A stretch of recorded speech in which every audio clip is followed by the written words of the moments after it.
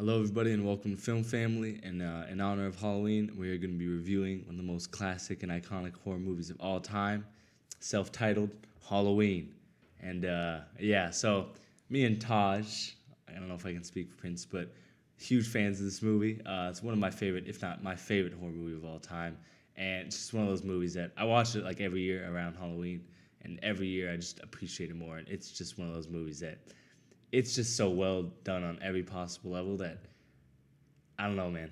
It's just a great piece of horror cinema, and it's really just impacted every possible level of horror cinema since then, and it's kind of seeping away to like the cultural zeitgeist, and still been relevant today. It's a great movie. Similar to the Texas Chainsaw Massacre, none of these movies have ever actually been scary to me because he walks, and I have a problem with like that slow walking. It doesn't go for me.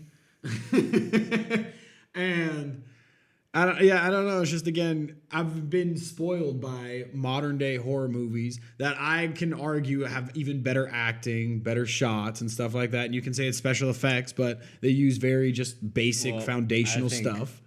John and Carpenter's it works better. directing in this movie is some of the best, and I don't mean this like hyperbolically. I'm serious. It's some of the best directing in any film ever. Probably a top like 15, 20 directing performance, if you so say, like, in my opinion, because it's just so well done how he uses the camera, how he lets the plot build, how the movie's pretty short. It's like 91 minutes, and just the fact that he fits so much important stuff into it, and the fact that he really just made such an important like kind of cultural figure in 91 minutes, while also just making a simultaneously scary, entertaining, and just like thrilling movie. And it's really just a work of genius from John Carpenter, who also wrote the script and did the music.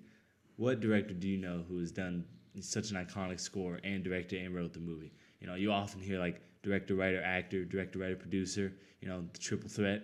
This guy just kind of did his own thing, and we're all the much better for it because the music in this movie is, like, in my opinion, the best score for any horror movie ever, and it's extremely important and iconic to the role. Very cool. I encourage you to watch some other scary movies and truly see what an actual scary movie is like. Or you just don't know what a good film is. Insidious, Conjuring, all very good soundtracks, very well shot, very well acted. No way better. Okay. Yeah, no. Taj, what do you have to add? This movie has a special place in my heart. Really? Yes. I've been Michael Myers for a lot of Halloween. He's one of my favorite characters of all time. Just not even horror characters, just characters in general. I absolutely love this movie. I've loved what John Carpenter did with this movie. The directing, just the musical score is probably one of my favorite musical scores, minus Star Wars, in a way. It's just, I don't know. I mean, it's perfect in terms of the opening shot, in terms of the Steadicam, and how it was set up, and in terms of all that, in knowing what year it came out and all that stuff, and how much it made. I think this movie has a $200,000 budget. It worked with not a lot. Yeah, worked with not a lot, and also it was so creative for its time as well, and an iconic character. I mean, Michael Myers is everywhere. In terms of, you just see his image and you know what it is. And so I know there's I know it's hard because we can look back at any movie and be like, okay, well, it can be done better probably with special effects, but there's a certain magic that happens, with the limitations. Yeah. There's also often a heart and soul you can find in a movie when it's doing it for the first time.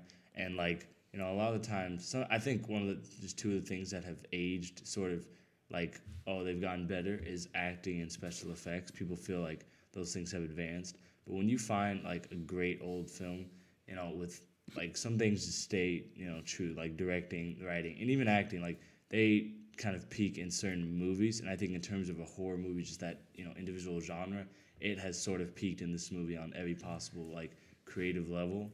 I'm not sitting here arguing it's the scariest movie, because at the end of the day, horror is a film. It doesn't matter how much it relies on, jump scares, and that's why I think too horror is the most hit or miss genre, because so many movies rely on, like, if they can give you a cheap thrill of a jump scare and make you, oh no, like they don't need to worry about plot or character development or anything else.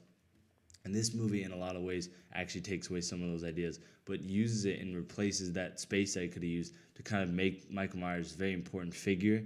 And, it's one of the reasons I don't like the Rob Zombie one, because it demystified Michael Myers. But, in a lot of ways, just his presence in the movie is just so well done. And the way the movie builds, like I said, it's just great. And the fact that it has such a small radius in between these houses, and he's going through them, like, killing the teenagers. The movie very much, I'm not going to say invented the slasher genre, but in a way, it kind of made every possible template that we know of the slasher genre. Some people have argued like Psycho created it. I don't really agree with that, because Psycho's definitely more of a thriller and based on the psychological elements. But the movie just makes Michael Myers this force of nature who can't really be stopped, and it's just so well done. Well, yeah, I agree. So I know you said some of your comments of.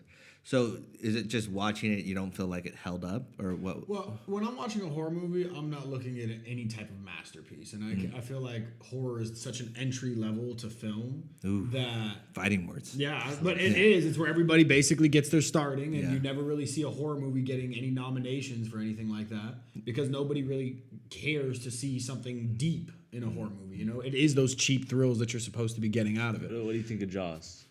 And I'd say it's that more of like- a thriller than a horror. It's not a thriller, but anyway. Or you could say it's monster versus man, because it'd be the same That thing is as like the movie The Bear, and that's more of a The Edge. thriller. Yeah, The Edge. Yeah, I mean, that's... You know what I mean? I wouldn't say it's really a thriller. Jaws. Or a horror. It is, you're being hunted, and it's I think thriller. because it had... Whatever, yeah. But for me, it's just like, if I'm gonna see a scary movie, I want to be scared. And if I leave the movie thinking like, oh, what's behind that corner? That was a good scary movie. I just think But sometimes... if I'm just sitting there listening to a music, do do do do do do do do do do do, then it's gonna be like, oh, okay, that's a cool song. But if Buddy ain't gonna pop out and like just straight up decapitate somebody, I don't know. I just think I don't you're know what's looking going at on. it like fundamentally wrong, because I do agree, you're trying to get scared when you see a horror movie. There's a certain spectacle to it. It's like if you go to an action movie and the action's bad, it's like...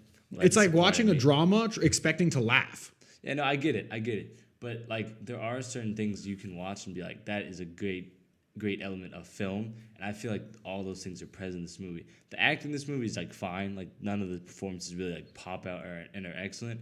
And the script is, it's solid. But I really just think from a directorial standpoint, in terms of the camera move in this movie, there's nothing on the camera that John Carpenter and the rest of the people, in the production don't want you to see.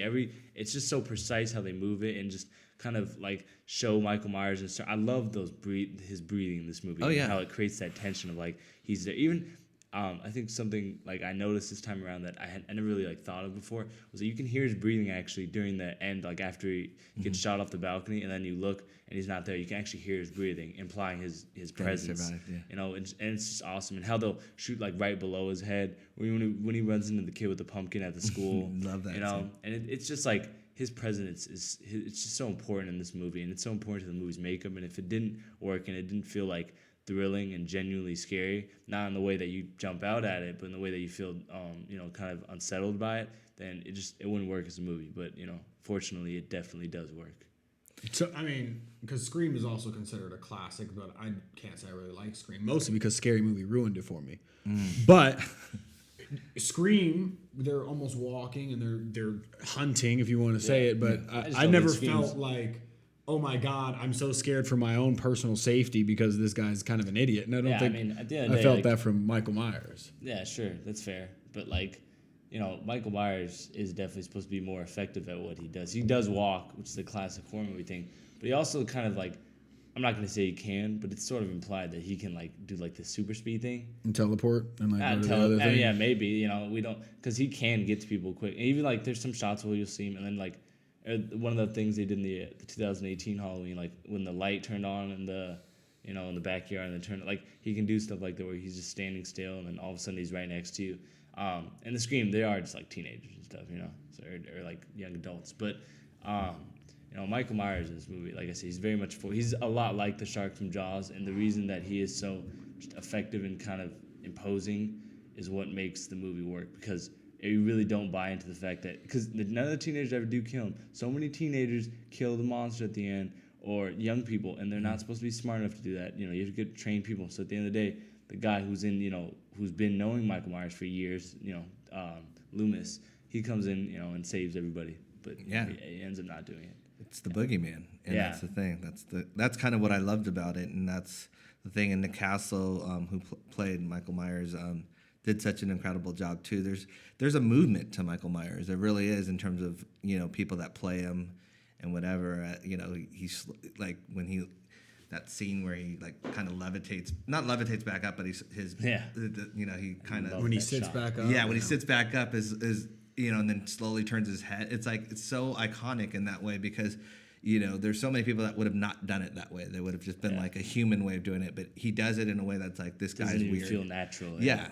Yeah, well, I mean, I think like when you look at nowadays with mocap, like Benedict Cumberbatch playing Smog and all these people doing these weird movements now, like that was one of those original. Obviously not a mocap thing, but it's just in terms of acting with your body. That's one of the great forms of that because he has no dialogue. He's not trying to humanize the character. He's just trying to make somebody genuinely, frightening and kind of imposing. And I just loved how Mike Myers like looked and moved in this movie, and it's a very classic look for him. See, I think the difference is you want rhyme and reason. I don't like rhyme and reason for my horror movies. Like I actually like it kind of in terms of I don't want to know his backstory. Yeah, I don't need. I Prince mean, likes if he would backstory, just kill somebody in a way That's that what was you- like terrifying, then I would be happy. You know what I mean? You just want You don't No. think the back of the car? Well, it's probably because you've seen all the stuff before. But when you watch old movies, sometimes you have to think like nobody did that. I'm gonna tell you one word, multiple movies, and it ruined almost all horror. Saw. That's what No, I I was going to did ask Saw, you. You saw it like Saw is so graphic and so gory, it like desensitizes you to so much stuff. Like for me to be like shocked is impressive. What Midsommar did when they jumped off, that was shocking. Yeah. That was impressive. Because that was something I had never seen before. You know what I mean? Like you got to push that bar.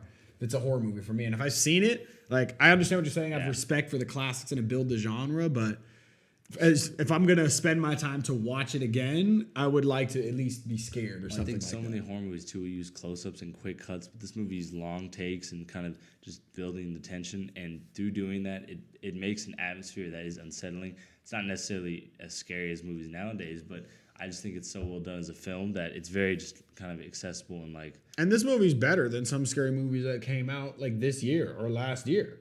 Yeah. It's not necessarily the modernity of technology and stuff like that, but it does help. You know what I mean? It definitely it doesn't make it. I mean, I'm not sitting here arguing this movie is the scariest movie. I just think it's one of the greatest pieces of horror cinema, and it's a movie that if it wasn't made, we might not even have Saw or Midsummer or any horror movies in terms of how movies were just influenced by this movie. And obviously those two movies are sort of different, but no, but it made enough money that everyone all of a sudden started wanting to do horror. I mean, it really did. Like, I feel like this movie. I said this in the last video. This movie, Exorcist and Texas Chainsaw Massacre, sort of kind of came together, and sort of everything else came out of that. And was sort of directly influenced, or maybe even just try to copy that. And the slasher genre sort of, has kind of died out almost a little bit. I think people have gotten tired of it. But even that, like, it's so directly impacted by Halloween.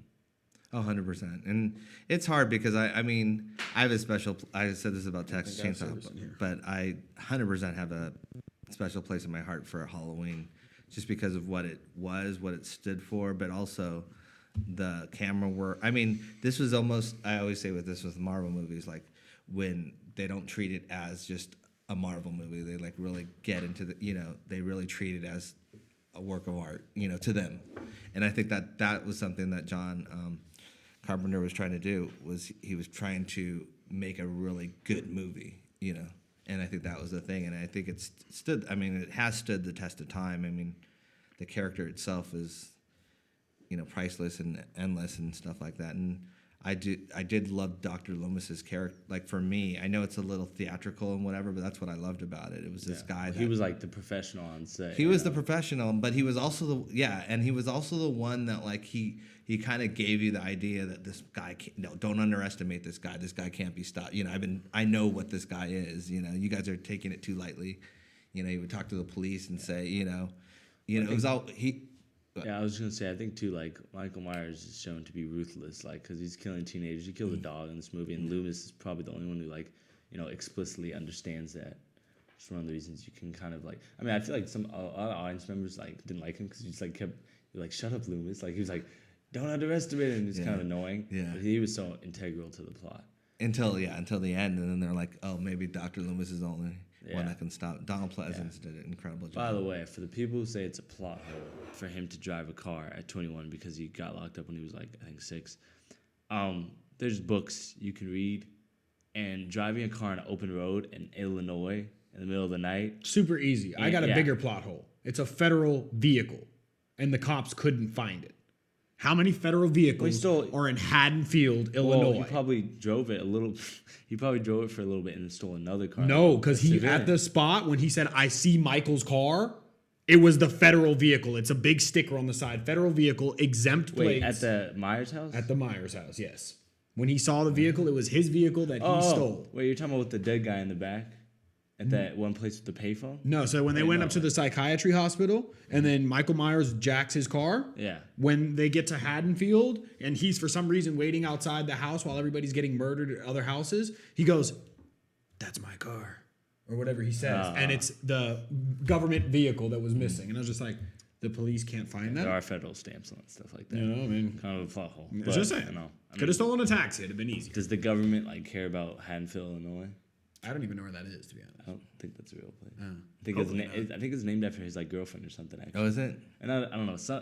Yeah, I just read this. It was like somewhere he knew. But yeah, the movie was shot in Pasadena actually, which is Yes, fun. it was. Yeah. But yeah, I mean, this is just I've kind of run out of things to say. The one other thing is I think it was cool, like when they talk about fate in that one scene, and she says like one author says the one thing and one author says like a force of nature. I sort of thought of Michael Myers being a force of nature, Yeah. and his fate is like because then you find out the sister thing in the sequel. Yeah. And I actually love the sequel for this movie too. After that, it kind of gets murky, but the first two are fantastic, and you know I just love those scenes too where you see him outside just kind of standing there breathing like a weirdo. Yeah. Yeah, but he's also like I think some people expected him to be like a creep, like like Leatherface or the guy I from see. Don't Breathe. Yeah. But he like has no interest in anything but murdering people. No. Just like an animal. Yeah. Yeah, But we mentioned Jaws. It's like that's all he knows is killing. Yeah, and I love that when he says like Loomis says he just stared at a wall for like a long time because he did. He's a weirdo. But yeah, so yeah, I have nothing but great things to say about this movie. Easy 10 for me. It's probably my favorite horror movie. Yeah, I just did that.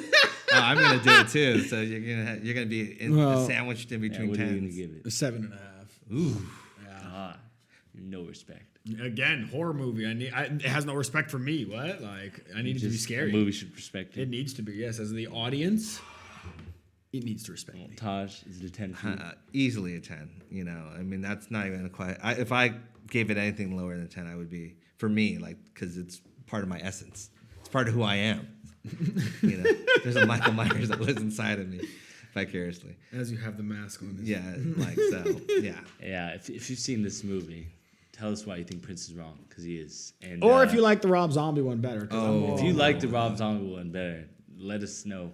If you like this movie, if you have any thoughts of it, leave down below and like and subscribe, and we'll see you next time. Adios. Hello, everybody, and welcome to Film. Sorry, I just saw that. Go look at the screen. Continue your zeitgeist. All right, can we restart the last part? Are we redoing the whole thing?